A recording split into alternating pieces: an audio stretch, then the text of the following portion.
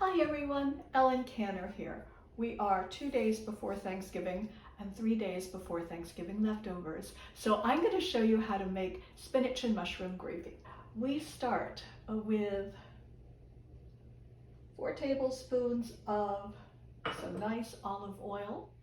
Going to work in our aromatics. I've got some fresh chopped scallions, both the green and the white parts, and a couple cloves of garlic.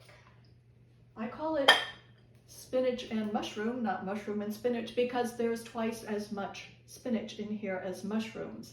Mushrooms really give the flavor, and for a holiday that can be very earth tone, that is to say brown or beige, I like to add a pop of color. So I've got some cremini mushrooms, these are the brown guys, and your basic white buttons, those are the white guys, and they're really the same mushroom. Cremini are a little more aged, they've got more flavor and depth. I have a nice mixture. I'm going to add them to the sauteed scallion and garlic. Give everything a stir. So here are nice mushrooms. I'm going to turn down the heat a little, put the lid on, and let the mushrooms create their own broth. I will tell you a couple things I like about this recipe. There's no flour in it, so it doesn't have that tendency to gluiness. The punch comes from the vegetables themselves. I created this recipe when we came back from Tennessee, where biscuits and gravy were like everywhere. And I wanted to show that you could get good flavor without pork, which you can.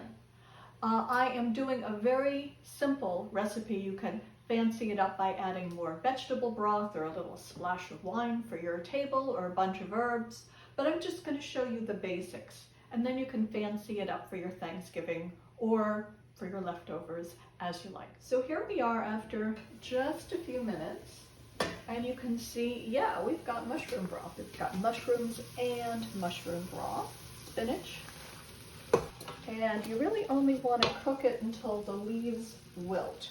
I like to zest in some lemon.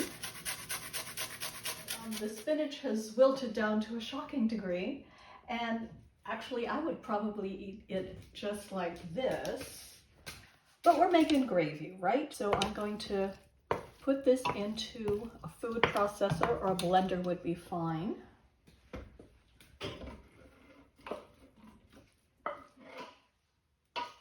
And I'm going to add half a cup of oat milk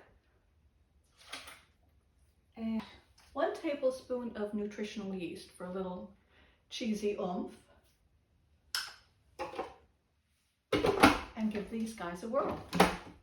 My husband just weighed in and he said, "That is not the brown lumpy gravy I know." I said, "Exactly, that's the point.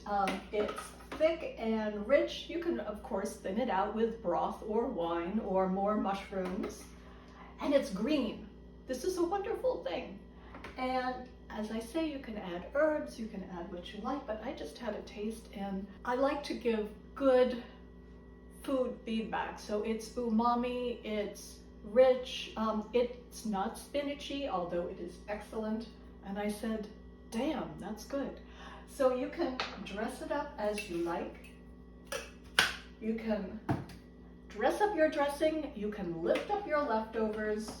I am gonna add a dollop to some of last night's potatoes.